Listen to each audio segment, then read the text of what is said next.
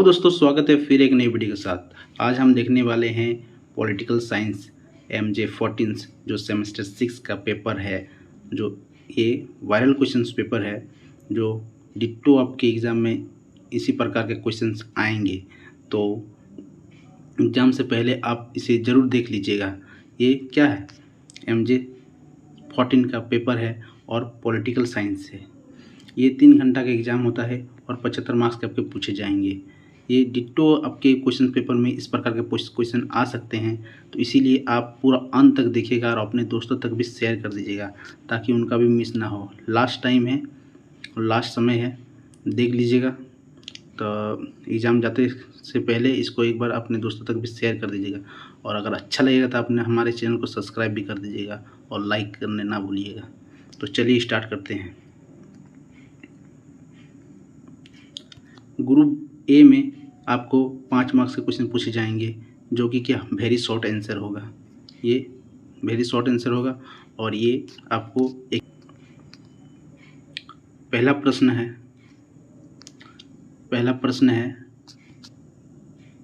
किन्हीं 2 गांधीवादी नीति निर्देशक सिद्धांतों के नाम लिखें। क्या कर रहा है, जो गांधीवादी नीति निर्देशक सिद्धांत थे किन्हीं 2 का नाम लिखें। तो आप जानते हैं गांधीवादी नीति निर्देशक 2 क्या क्या थे। एक थे ग्राम सभा थे, जो ग्राम पंचायत होना चाहिए, और एक थे कुटीर उद्योग का सिद्धांत था। एक ग्राम पंचायत का सिद्धांत था और एक क्या कुटीर उद्योग का सिद्धांत था। उसी प्रकार दूसरा है राज्यसभा के सदस्यों का चुनाव कैसे किया जाता है। राज्यसभा, जो कि लोकसभा और राज्यसभा दो सीट ये होते हैं, सदन होते हैं, एक लोकसभा एक राज्यसभा। लोअर वाला होता है लोकसभा और अपर हाउस क्या होता है राज्यसभा। तो राज्यसभा के जो सांसद चुने जाते हैं वो कैसे चुने जाते हैं, तो इसके चुने जाते हैं किस प्रकार। जो राज्य में विधानसभा होते हैं, वो जो विधायक होते हैं, विधायकों द्वारा क्या मत दिया जाता है, उसी द्वारा से क्या राज्यसभा के सदस्य चुने जाते हैं।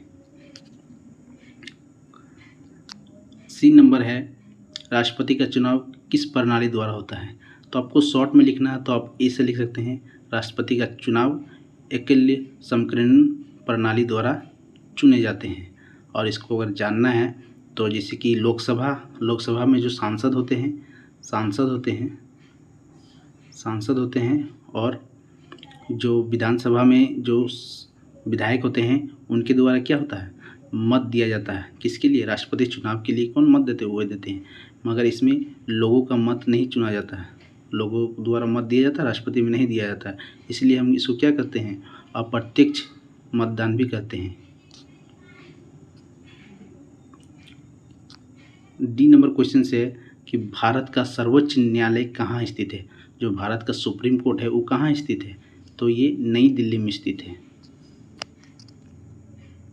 राज्यपाल का कार्यकाल कितना होता है।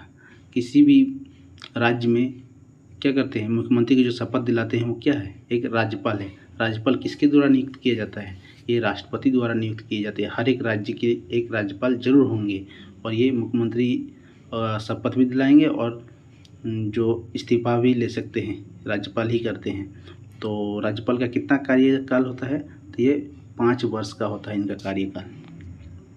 उसी प्रकार वेरी शॉर्ट आंसर के बाद शॉर्ट आंसर टाइप, जो कि आपके क्या एग्जाम में 5 मार्क्स के पूछे जाते हैं। 2 क्वेश्चंस रहते हैं और आपको 5-5 10 मार्क्स फ्री में मिल जाएंगे अगर ये आप देख लेते हैं तो, क्योंकि क्वेश्चंस इसी प्रकार पूछे जाएंगे और इसी में से आएंगे। तो पहले ज़रूर देख लीजिएगा। इसमें कहा कि भारतीय राष्ट्रपति की आपातकालीन शक्तियों की विवेचना करें। जो भारत की राष्ट्रपति है उसकी आपातकाल में क्या क्या पावर रहते हैं एक राष्ट्रपति की, उसको क्या करना, विवेचन करना है। उसी प्रकार तीसरा क्वेश्चन से क्या, राज्य के जो मुख्यमंत्री की भूमिका का विवेचन करना है। किसी भी राज्य का एक मुख्यमंत्री तो होगा ही, उस मुख्यमंत्री का भूमिका क्या है, रोल क्या होता है उस मुख्यमंत्री का, उसका क्या करना है, विवेचन करना है। उसी प्रकार ग्रुप बी में आपका 15 मार्क्स के क्वेश्चन पूछे जाते हैं। इसमें 4 क्वेश्चन आपको लिखने होते हैं और 15-15 मार्क्स के पूछे जाएंगे। तो आशा कीजिएगा कि आप सटा के लिखना है और पॉइंट वाइज लिखिएगा। पॉइंट वाइज लिखने से ये होता है कि एग्जामिनर आपका पॉइंट देखता है और इम्पोर्टेंट सोचता है कि ये पॉइंट्स तो लिखे हैं तो इसको मार्क्स दे दें। ऐसा नहीं कि आप पूरा लिख दें, नहीं, पॉइंट दे के लिखने से एग्जामिनर जल्दी कॉपी चेक करने में रहता है और एक मार्क्स देख चला जाता है। तो कोशिश कीजिएगा पॉइंट में लिखिएगा। और सटा लिखने से ये होता है कि कॉपी ज़्यादा फुल लगता है। फाका भी लिख सकते हैं लेकिन पॉइंट्स छोड़ना नहीं, पॉइंट्स बहुत इंपॉर्टेंट है। और 3 पेज लिखिएगा ज़रूर। तो ये कितना 15 मार्क्स के पूछे जाते हैं, 4 क्वेश्चन सबको लिखना होता है। तो पहला क्वेश्चन से भारतीय संविधान की मुख्य विशेषताओं का वर्णन करना है। जो भारत का संविधान है उसकी क्या मुख्य विशेषता है, क्या फीचर्स है उस संविधान से, उसके क्या बारे में लिखना है। तो आप लिख सकते हैं भारत के संविधान के बारे में। भारतीय संविधान के प्रदत्त मौलिक अधिकारों को विवेचना करना। भारत के संविधान में मौलिक अधिकार है, उसके बारे में क्या लिखना है। मौलिक अधिकार के बारे में, फंडामेंटल राइट्स के बारे में। हमारा फंडामेंटल राइट्स जो आर्टिकल 19 में है, अभिव्यक्ति की आज़ादी, जीने की आज़ादी, कि देश के किसी भी कोने में घूमने की आज़ादी, ये सब क्या हमारा फंडामेंटल राइट है, मौलिक अधिकार है। सरकार से क्या जवाब लेने की आज़ादी है, सरकार से उसके कार्य से पूछने की आज़ादी है कि आप क्या क्या कार्य कर रहे हैं हमारे लिए, सब क्या संविधान हमको देते हैं पूछने के लिए, फंडामेंटल राइट से, उसके बारे में लिखना है। उसी प्रकार छठा है भारतीय संविधान में वर्णित राज्य के नीति निर्देशक तत्वों की विवेचना करना है। यह DPSP, directive principle of state policy, एक स्टेट के लिए कैसे पॉलिसी हो, वो क्या एक राज्य के नीति निर्देशक तत्व बताता है भारतीय संविधान में। उसके बारे में भी क्या करना है, विवेचन करना है, बताना है। उसी प्रकार 7वां क्वेश्चन से भारत के प्रधानमंत्री की शक्ति तथा उसकी स्थिति का वर्णन करें। जो भारत के प्रधानमंत्री है उसके पावर और पोजीशन का, स्थिति का वर्णन करना है। जब भारत के प्रधानमंत्री उसके पावर को भी और उसके पोजीशन के बारे में क्या वर्णन करना है कि भारत के प्रधानमंत्री क्या क्या शक्तियाँ हैं और उस जिस कुर्सी पर बैठे हैं उस पोजीशन का क्या महत्व है। उसी प्रकार 8वां है लोकसभा के संगठन, अधिकार और कार्य का परीक्षण करिए।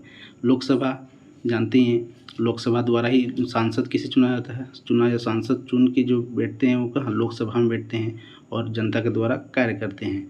तो लोकसभा का संगठन और उनके कार्य, लोकसभा का कार्य और अधिकार क्या क्या है उसके बारे में परीक्षण करना है।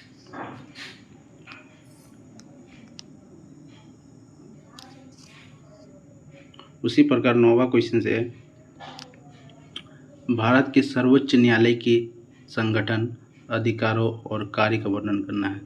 क्या कहता है, भारत के सर्वोच्च न्यायालय क्यों बना, कैसे संगठन है और इसके अधिकार क्या है और इसके कार्य क्या है, भारत के संविधान का कार्य क्या है और इसके क्या अधिकार है, सब बारे में क्या करना है, आपको वर्णन करना है। तो आशा है कि आपको इस वीडियो से बहुत मदद मिली होगी और अपने दोस्तों तक भी शेयर कर दीजिए ताकि वो भी अपने एग्ज़ाम में लास्ट समय के टाइम है अपने एग्ज़ाम में लिख पाएँ। तो डिट्टो क्वेश्चन इसी प्रकार आएंगे, टेंशन ना लें। बस सब्सक्राइब कर दीजिए चैनल को।